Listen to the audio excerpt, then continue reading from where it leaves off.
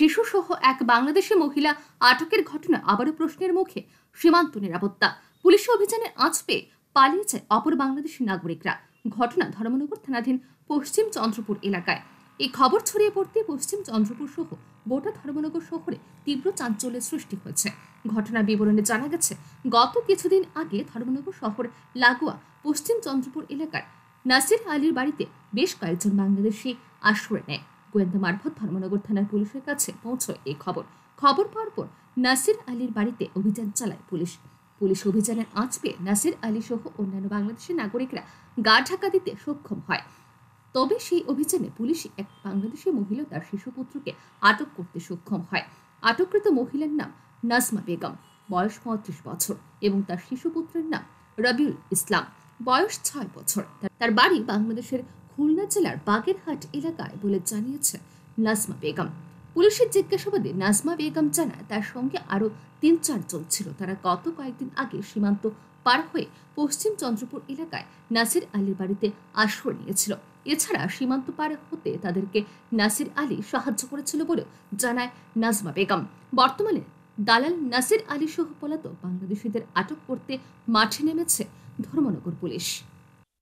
আজকে আমরা একটা গোপন খবরের ভিত্তিতে পশ্চিম চন্দ্রপুরের এলাকাতে নাসির আলীর বাড়ির থেকে একজন বাংলাদেশি মহিলাকে ধরতে সক্ষম হয়েছি।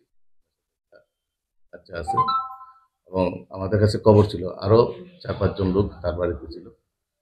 পুলিশ দেখা মাত্র আরো 4-5 জন লোক বাড়তে সক্ষম হয়েছে এবং পালিয়ে গেছে।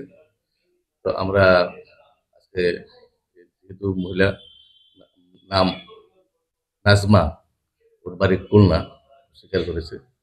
তাই আমরা তার বিরুদ্ধে এটা মামলা নিচ্ছি। পাশাপাশি তাদেরকে কে বাংলাদেশ থেকে ইন্ডিয়াতে আনলো বা ইন্ডিয়া থেকে বাংলাদেশে নিতে কে সাহায্য করছে, এই বিষয়টা আমরা খতিয়ে দেখার জন্য ইনভেস্টিগেশন আমরা তদন্ত চলছে। তাদের সাথে কিছু পাওয়া গেছে? আর তাদের সাথে এমন কিছু পাওয়া গেছে না। তদন্ত দেখা যাচ্ছে কেন তারা বাংলাদেশ থেকে ইন্ডিয়াতে আসলো, বা ইন্ডিয়া থেকে কেন ইন্ডিয়াতে কতদিন ছিল বা ইন্ডিয়াতে কোথায় ছিল, এগুলো আমরা তদন্ত করছি। এদিকে এই ঘটনার সীমান্ত নিরাপত্তা নিয়ে বড়সড় প্রশ্নচিহ্ন দেখা দিয়েছে। প্রশাসনের তরফে সীমান্তে কড়া নিরাপত্তা ব্যবস্থার কথাও বলা হলেও বাস্তব ভিন্ন কথাই বলছে।